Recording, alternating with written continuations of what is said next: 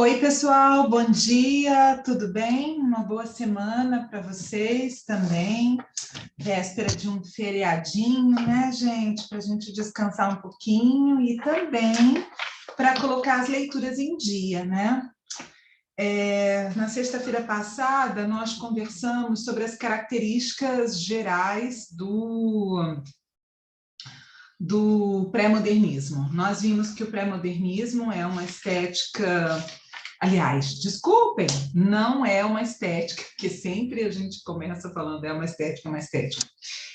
Pré-modernismo não é uma estética, o pré-modernismo ele é considerado uma fase de transição entre, né, estéticas consideradas do passado, ligadas aí ao romantismo, ao realismo, ao parnasianismo, simbolismo também, mas sobretudo ao naturalismo, né, que a gente vai ver aspectos num determinado autor, e o futuro do século XX, né, que é o modernismo, tá certo?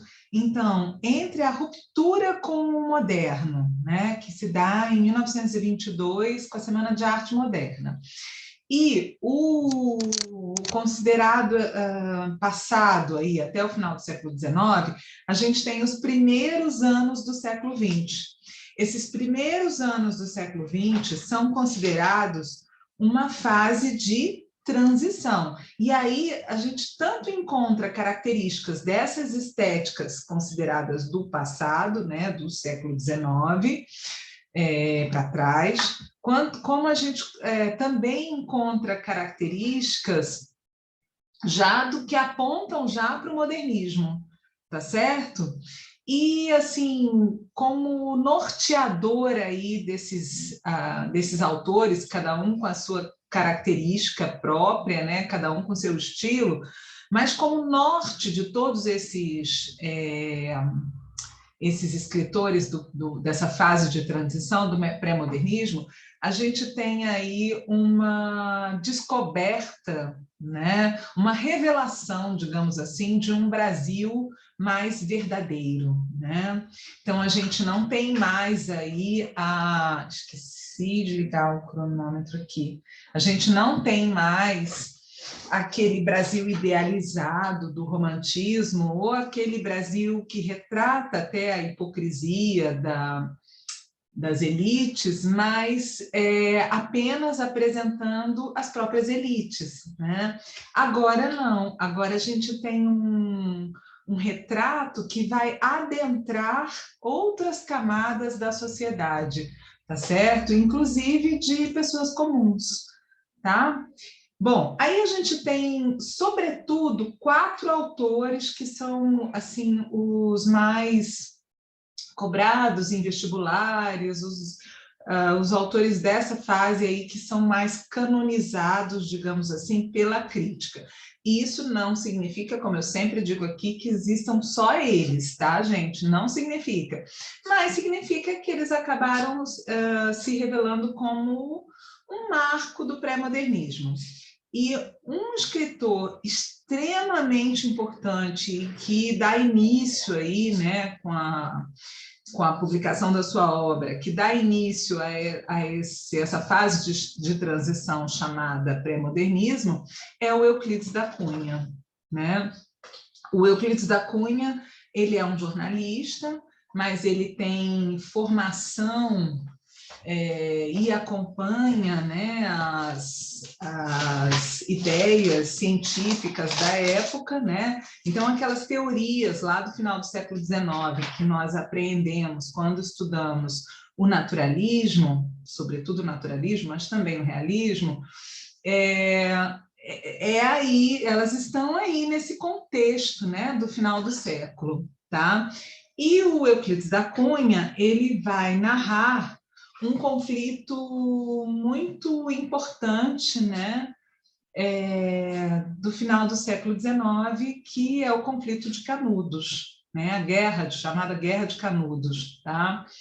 Ele vai como jornalista para retratar o conflito, mas 5 anos depois, fazendo uma reflexão sobre tudo aquilo que ele assistiu, ele escreve uma obra muito importante mesmo, para toda a literatura brasileira, né, para a nossa formação, que é chamada Os Sertões. Tá?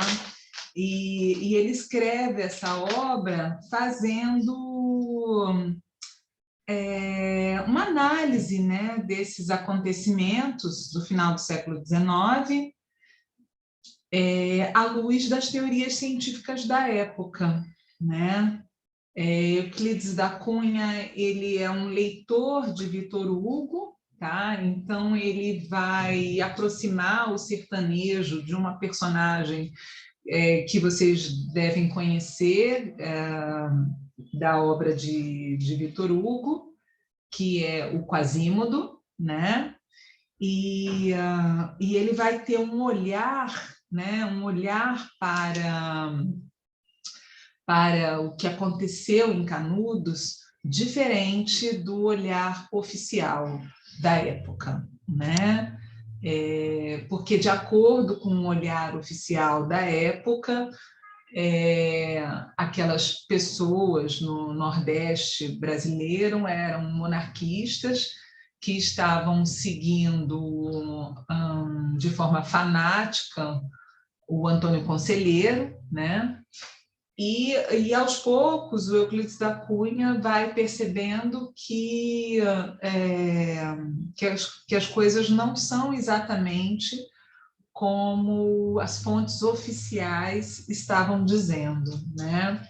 E aquela comunidade que vivia em Canudos, que inicialmente é uma fazenda que estava abandonada, né? Depois vira uma cidade, né? Uma cidade de miseráveis, chegando aí a 15, 20 mil habitantes, né? E que seguiam, sim, Antônio Conselheiro. Tá? Bom, essa obra ela vai ser dividida em 4 partes, tá? E o que nós vamos fazer na aula de hoje é ler trechos de cada uma dessas partes. É um livro extenso, um livro denso, tá? Mas é um livro extremamente importante para a literatura brasileira, muito importante. Passar por ele, conversar sobre ele, tá? Então, nós estamos no nosso livro, tá? No nosso livro de literatura, tá certo? Peguem o livro de literatura e nós vamos fazer uma aula um pouco diferente hoje e na sexta-feira também, tá? Hoje nós vamos falar nesta aula sobre os sertões de Euclides da Cunha, daqui a pouquinho sobre o Lima Barreto e nas 2 aulas de sexta, o Monteiro Lobato e Augusto dos Anjos. Então, a gente vai dar uma passada pelos autores para que vocês os conheçam, né? E percebam aí o que significa conhecer um Brasil verdadeiro, tá? O que significa isso? Vamos lá, estou na página 368, tá? Do livro de literatura. Bom, então o texto 1, ele é um trecho de A Terra. A Terra é a primeira parte de Os Sertões, e a Terra descreve, é uma descrição das condições geográficas do sertão. Então, é uma descrição do sertão. Não se esqueçam de que o Euclides da Cunha ele tem alguma formação científica, então, e está regido pelas teorias do final do século XIX, então ele vai descrever essa terra, né, vai procurar descrever essa terra a partir de uma perspectiva científica. E não se esqueçam também de que tem uma teoria muito importante para o final do século XIX, que é o determinismo, né? Os romances naturalistas são romances que buscam defender uma tese, lembram-se disso, o chamado romance de tese, e essas ideias elas vão perpassar aí também essa obra de Euclides da Cunha, que tem de genial e de muito moderna o fato de estar revelando esse Brasil verdadeiro. Mas, né, e dando início aí a um estilo regionalista que vai ser depois retomado, digamos assim, na segunda fase do modernismo, em 1930, né, na chamada fase de 30, por Raquel de Queiroz, por Graciliano Ramos, José Américo, tá? Por esses escritores regionalistas, modernistas regionalistas, tá? Mas o Euclides já está fazendo isso aqui, tá certo? Já está descrevendo o sertão baiano, tá bom? E o que ele tem que o prende ao passado? Essa perspectiva aí determinista, né? Ele vai tentar explicar o que acontece em Canudos a partir das teorias da época, e o determinismo é uma delas, né? Lembram-se disso? Comportamento humano determinado pelo meio. Então, vamos lá. Lendo, então, o primeiro texto. Então, a travessia das veredas sertanejas é mais exaustiva que a de uma estepe nua. Nesta, ao menos, o viajante tem o desafogo de um horizonte largo e a perspectiva das planuras francas. Ao passo que a caatinga afoga, abrevia-lhe o olhar, agride-o, estonteia-o, enlaça-o na trama epinescente e não o trai.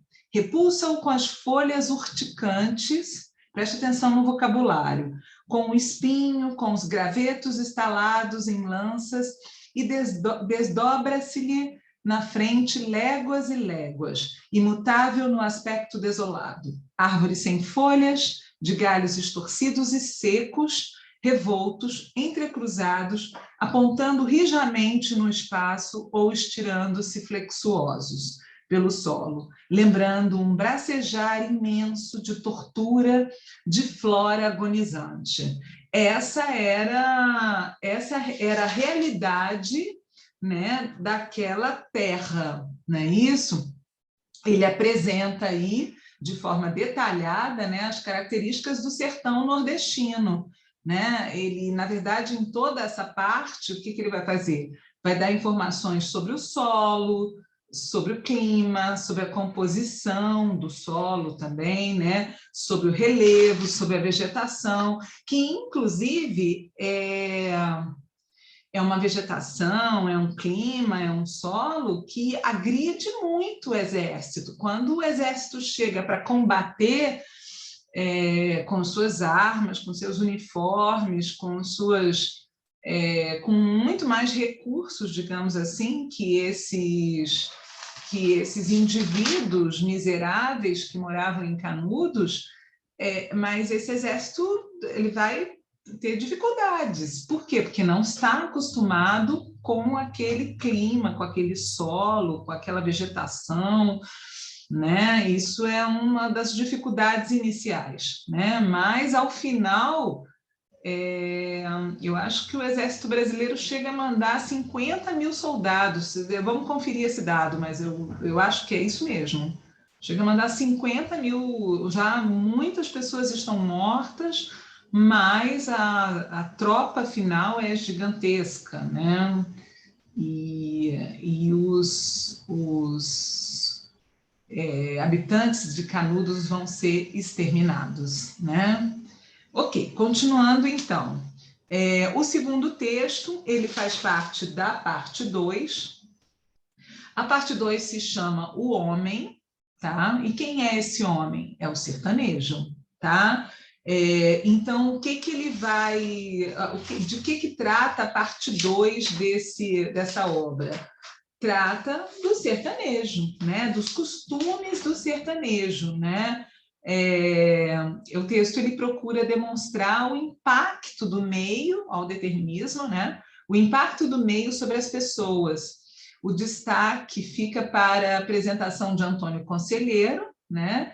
E sua transformação em líder messiânico, tá? Daí essa parte ser chamada o homem, tá? Bom, vamos lá? Vamos ler na página 368. O sertanejo é, antes de tudo, um forte. Essa é uma das frases mais belas da literatura brasileira e, à medida que nós formos lendo obras regionalistas, eu acredito que vocês entendam melhor do que eu estou falando, tá? Literatura regionalista, música regionalista, cinema regionalista, comecem a prestar atenção, tá? Em todos os produtos culturais que tem essa intenção, né? Não tem o olha como ele vai descrever, não tem o raquitismo exaustivo dos mestiços neurastênicos do litoral, né? Ó, a visão determinista, dá para entender, gente? Tá? O que dizia o determinismo de Augusto Comte? O homem está determinado pelo meio, né? A sua aparência, entretanto, ao primeiro lance de vista, revela o contrário. Falta-lhe a plástica impecável, o desempenho, a estrutura corretíssima das organizações atléticas. É desgracioso, desengonçado, torto. Olha como é que ele descreve um sertanejo, né? Hércules Quasímodo. Observe a dualidade dessa descrição. O sertanejo é, ao mesmo tempo, Hércules. O que vocês entendem por esse mito, né? Hércules, pensem. E Quasímodo. Lembram-se que eu falei no início da aula do Quasímodo? Tá? Por que o sertanejo é um Hércules Quasímodo? Né? Por que ele traz essas referências, né? Reflete no aspecto a fealdade típica dos fracos. Ó, o determinismo, né, gente? O andar sem firmeza, sem aprumo, quase gigante e sinuoso, aparenta a translação dos membros desarticulados. Reflete a preguiça invencível, a autonomia muscular perene em tudo, na palavra remorada, no gesto contrafeito, no andar desaprumado, na cadência langorosa das modinhas, na tendência constante à imobilidade e à quietude. Entretanto, porque tem uma dualidade aí, né? Toda essa aparência de cansaço ilude. Nada é mais surpreendedor do que vê-la desaparecer de improviso. Naquela organização combalida operam-se em segundos transmutações completas. Basta o aparecimento de qualquer incidente exigindo-lhe o desencadear das energias adormecidas. O homem transfigura-se, impertiga-se, estadeando novos relevos, novas linhas na estatura e no gesto. E a cabeça firma-se-lhe alta sobre os ombros possantes, aclarado pelo olhar desassombrado e forte. E da figura vulgar do tabaréu canhestro reponta inesperadamente o aspecto dominador de um titã, Hércules, acobreado e potente, num desdobramento surpreendente de força e agilidade extraordinárias.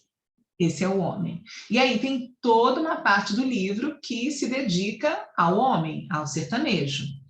O terceiro texto é um trecho da terceira parte do livro. A terceira parte do livro é a luta. E aí o que Euclides da Cunha faz nessa terceira parte? Ele narra os ataques a Canudos e a sua extinção. É muito triste o final de Canudos, viu, gente? Eu acho triste. Acho bem, mexe bastante comigo. E o que ele faz, então? Ele vai mostrar esses embates, né, entre as tropas oficiais, o exército, e os seguidores de Antônio Conselheiro. Né? Os seguidores de Antônio Conselheiro são pessoas humildes, miseráveis, desarmadas, né? E o exército é o exército, com suas armas, com seus uniformes, com sua vitalidade, digamos assim, com as suas estratégias, né? O livro termina, e não o livro, né, mas a história de Canudos, né, termina com a descrição da queda do Arraial de Canudos, né? É a destruição de todas as casas erguidas naquele local. Tá? Bom, então vamos lá, vamos ler aí um pedacinho, né? Gente, ó, vocês estão vendo, tem um cartaz aqui do filme com a Cláudia Abreu, né? Eu acho que vale bastante a pena, é um filme longo, um filme brasileiro, longo, vale a pena assistir, vale a pena conhecer um pouco melhor essa história. Acredito que vocês estudem, se não este ano, ano que vem, esse período da história do Brasil, né? Então é muito importante conhecer e toda essa narrativa do Euclides da Cunha também ajuda os historiadores a fazerem aí uma composição dessa época, né? A gente sabe disso. Decididamente, era indispensável que a campanha de Canudos tivesse um objetivo superior à função estúpida e bem pouco gloriosa de destruir um povoado dos sertões. Havia um inimigo mais sério a combater, em guerra mais demorada e digna. Toda aquela campanha seria um crime inútil e bárbaro, se não se aproveitassem os caminhos abertos à artilharia para uma propaganda tenaz, contínua e persistente, visando trazer para o nosso tempo e incorporar à nossa existência aqueles rudes compatriotas retardatários. Fechemos este livro. Canudos não se rendeu. Exemplo único em toda a história. Resistiu até ao esgotamento total, completo. Expugnado palmo a palmo na precisão integral do termo, caiu no dia 5, ao entardecer, quando caíram os seus últimos defensores, que todos morreram. Eram 4 apenas. Era uma tropa, né, contra 4. Um velho, 2 homens feitos e uma criança, na frente dos quais rugiam raivosamente 5.000 soldados. Isso é o final, né? Isso é história. Bom, vamos lá, né, gente? Gente, Os Sertões é uma obra muito importante por fazer essa aproximação da literatura com a história, né? O Euclides da Cunha é um leitor do Taine, do Darwin, do Comte, do Spencer, como referências científicas, né? Mas ele também é um leitor dos pensadores sociais da época, né? Então, ele é um leitor de Karl Marx, ele é um leitor de Emile Durkheim. Acredito que vocês já tenham estudado esses teóricos, né? Esses filósofos, e ele é um leitor aí desse contexto do final do século. Canudos é de 1896, eu acho que começa o conflito, 1896, 1897, mas a publicação de Os Sertões é de 1902, tá? É mais tarde que Euclides da Cunha introduz o chamado pré-modernismo, publicando Os Sertões, tá? Ele é um livro, Os Sertões é um livro de difícil classificação, né? Há quem classifique como texto literário, e ele é um texto literário, e quem lê, e nessas passagens mesmo que a gente leu, dá para ver a linguagem, né? Subjetiva, metafórica. Algumas vezes, algumas partes tratadas como um tratado científico, como eu já disse a vocês, refletindo as teorias da época, ou como uma investigação socioantropológica, né? Ele vai falar do homem, dos costumes, da terra, né? Então, isso é antropologia, né? Isso é sociologia. ou como material jornalístico. Afinal, Euclides da Cunha vai para Canudos como jornalista. Mas tudo isso por meio de uma linguagem literária. É literatura. Mas é uma literatura que aproxima, né? Aproxima-se da história. E isso é também bastante moderno, tá? Isso já revela aí a visão determinista prende os sertões à velha tendência, ao naturalismo. Essa visão jornalística de registro de detalhes da luta, das tropas oficiais, desse Brasil verdadeiro, já revela as novas tendências, que são as tendências que vêm com o modernismo, tá? Então, ele antecipa o romance regionalista da segunda geração modernista, né? Como eu já disse há pouco, né? Alguns vão falar de um barroco científico, né? Por que barroco científico, né? Bom, científico pelo que eu acabei de falar, né? Essas teorias científicas aí servem de base, então elas vão perpassar o texto de Euclides. Mas, além disso, o conflito interior de Euclides da Cunha quando trata de tudo que aconteceu em Canudos, né? É um jornalista, mas com uma fala angustiada, né? Percebendo, né, de uma maneira diferenciada, né, da maneira oficial de olhar para isso, né? Eu vou ler 2 trechos para vocês antes de responder as questões, porque acho interessante, tá? Estudando para dar essa aula, eu encontrei um relato do Olavo Bilac sobre Canudos, tá? O Olavo Bilac, escritor parnasiano, né?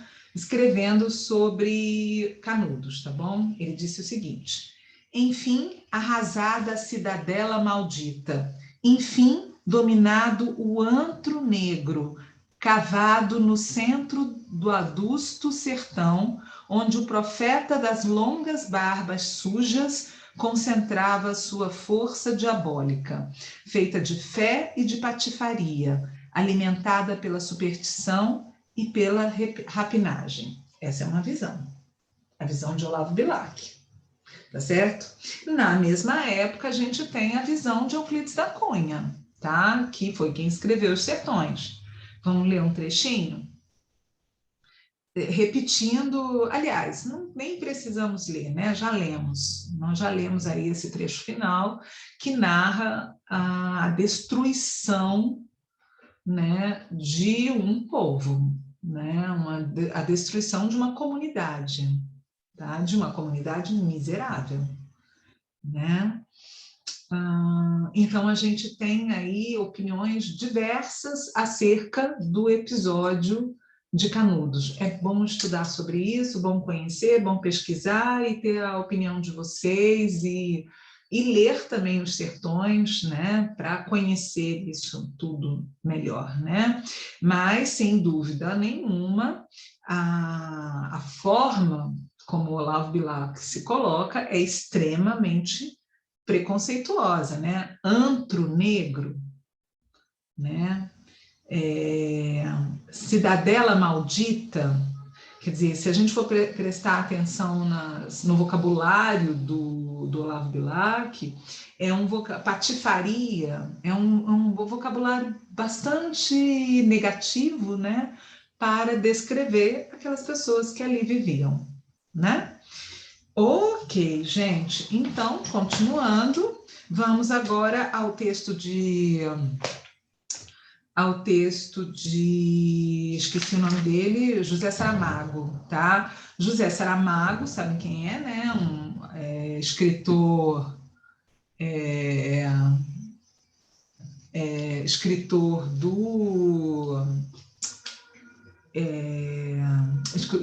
português, ganhou um prêmio Nobel super importante, né? pela cegueira, né? Esqueci o nome do livro, mas enfim, depois a gente se lembra. Ele escreve o prefácio do livro Terra, do Sebastião Salgado.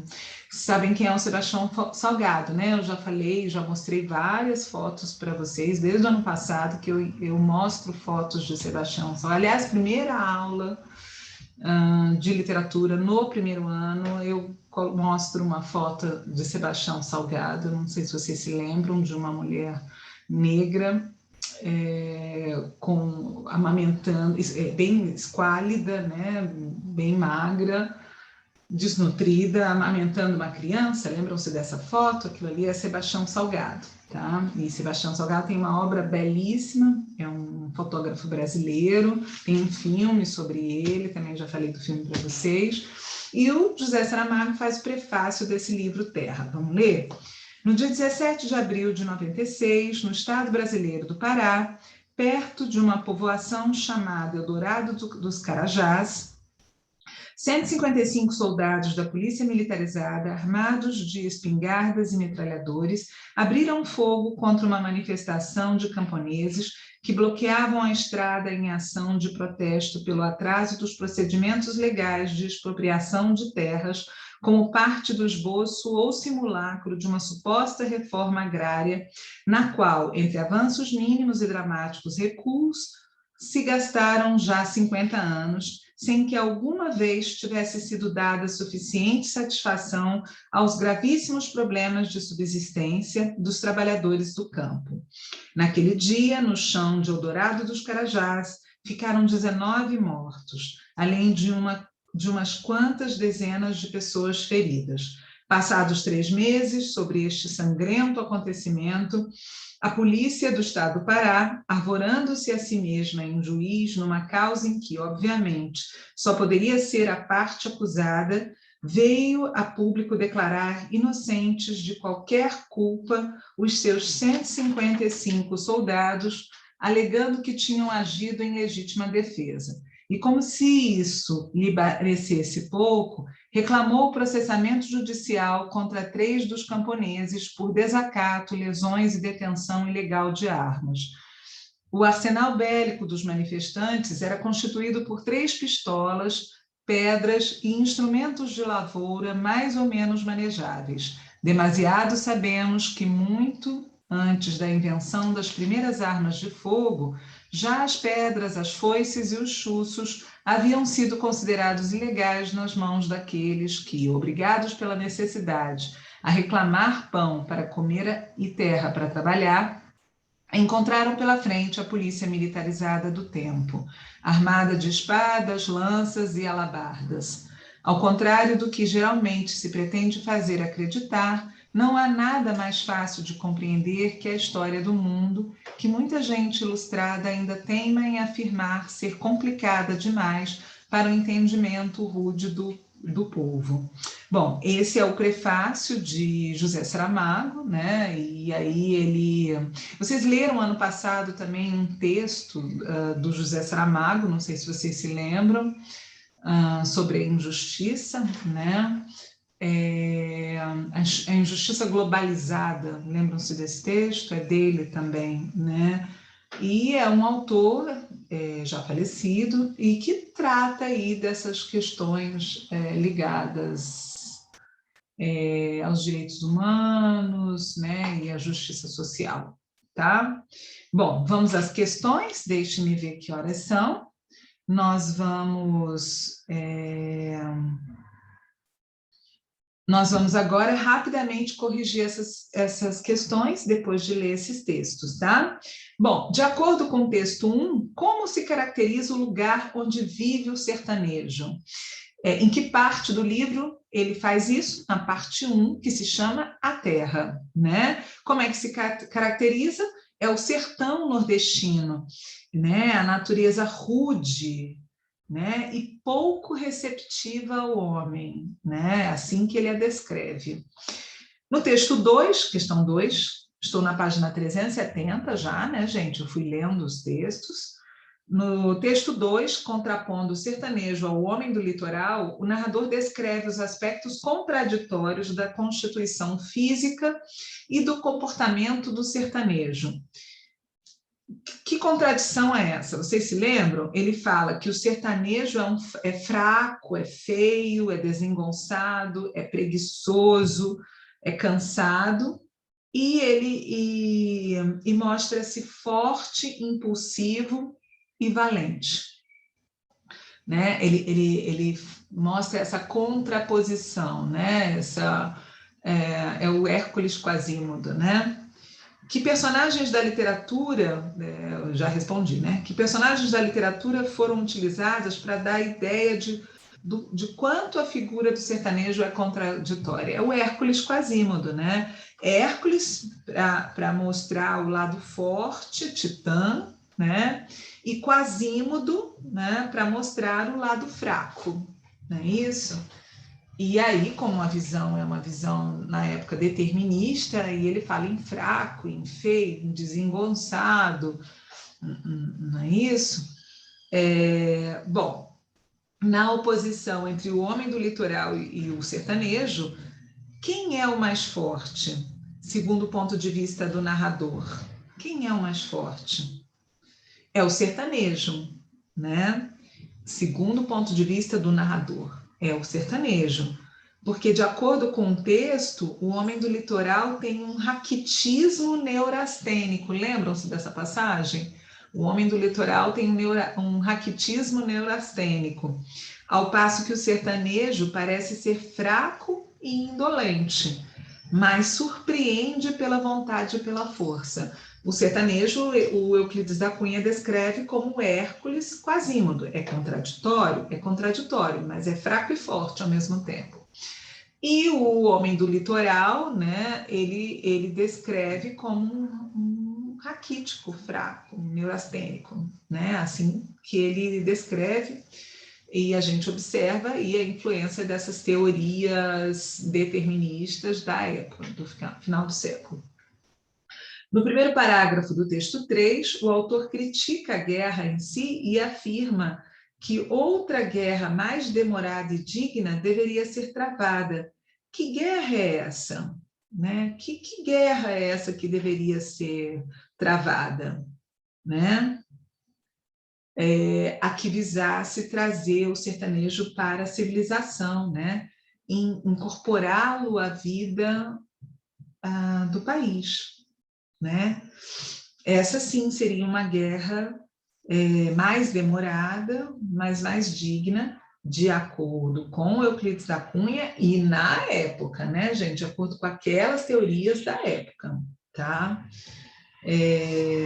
Bom, o relato de Euclides da Cunha revela, influência da ciência da época e, ao mesmo tempo, empenho em chegar à verdade dos fatos. Identifique no texto 2 um trecho que comprove a influência de teorias raciais. Ele fala em raquitismo exaustivo dos mestiços neurastênicos do litoral. Quer dizer, ele associa uma característica à raça, né? Certo? Isso é próprio do determinismo. No Cortiço, do Aloysio Azevedo, isso aparece também, né, gente? Na descrição da Bertoleza, na descrição da Rita Baiana, né? Ok. Os textos 1, 2 e 3 são trechos, respectivamente, das 3 partes que constituem a obra. Os sertões, a terra, o homem e a luta. Por que se pode afirmar que a própria estrutura da obra revela uma concepção naturalista? Né? Porque tem um enfoque aí determinista, né? Um enfoque determinista do autor. É ele mostrando que o meio determina o homem, né? E a interação do homem com o meio, é dessa interação do homem com o meio que resulta a guerra, né? Então, não deixa de ter uma perspectiva próxima ao naturalismo, que é a defesa de uma tese, e uma tese determinista, como lá no Cortiço, por exemplo, né? Com com as larvas fumegando no esterco, lembra-se do nascimento do cortiço? O que poderia surgir de larvas que, né, estão fumegando no esterco, né? O que poderia surgir, né? Euclides não aceita a versão oficial dada pelo exército, a de que Canudos era um foco monarquista. Na visão do autor, quais tinham sido as causas daquele fenômeno social? Para o Euclides da Cunha, a miséria, a ignorância, o fanatismo religioso, né? Advindo também da miséria e da ignorância, e a marginalização política. De acordo com ele, essas foram as causas desse fenômeno, né? E não a ideologia monarquista, como foi dito na época, tá? Inclusive, se formos analisar bem, a própria postura do Antônio Conselheiro não era de monarquista, muito mais de socialista, né? A ideia da comunidade, de dividir tudo, né? De um ajudar o outro, né? Se juntaram na miséria, seguiam as ideias dele, do Antônio Conselheiro, mas numa perspectiva de troca, né? De troca social, né? Bom, continuando aqui. No texto 5 de José Saramago comenta um massacre ao movimento dos Sem Terra ocorrido em Eldorado dos Carajás, no Pará, em 1996. Compare o texto de Saramago aos outros 3. O que há em comum entre o movimento de Canudos e a luta pela reforma agrária encabeçada pelo movimento dos Sem Terra? Bom, são as lutas, né, que sempre existiram no Brasil por terra, por condições mais dignas, né, e algumas lutas que resultam em violência, em morte, e até hoje, né, gente? Ok. Que semelhanças existem entre o massacre de Carajá e o de Canudos quanto às condições de armamento dos soldados e da população civil? Bom, a população civil está desarmada, né? Ela tem, segundo o texto, 3 pistolas, pedras e instrumentos agrícolas, né? E os soldados têm metralhadoras e espingardas, segundo o texto, não é isso? Que semelhanças existem entre a versão oficial da Guerra de Canudos e a apuração que a própria polícia fez dos atos de violência cometidos em Carajás? É duro isso, gente, mas depois as forças policiais, os próprios militares disseram agir para garantir a ordem, em legítima defesa, e não se responsabilizaram pelos massacres. Mas a história em Canudos mostra que houve massacres, né? A própria descrição do Euclides da Cunha, né? José Saramago conclui seu texto afirmando, ao contrário do que geralmente se pretende fazer acreditar, não há nada mais fácil de compreender que a história do mundo, que muita gente ilustrada ainda temia em afirmar ser complicada demais para o entendimento rude do povo. Tomando como base os acontecimentos de Canudos e Carajás, levante hipóteses. De acordo com o ponto de vista de Saramago, o que essencialmente caracteriza a história do mundo, né? Bom, de acordo com Saramago, é essa luta pelos interesses, né? A luta pelos interesses, né? Sempre com 2 lados aí, né? Na sua opinião, o povo é capaz de compreender a história Claro que o povo é capaz de compreender a história, né, gente? Eu gostaria de saber no chat o que vocês pensam, se vocês também acham isso, né? Mas acredito que sim, porque se apercebe das injustiças, da fome, da miséria, da ignorância, mesmo que não se aperceba na hora, mas se apercebe porque está vivenciando isso, né? Acredito que sim.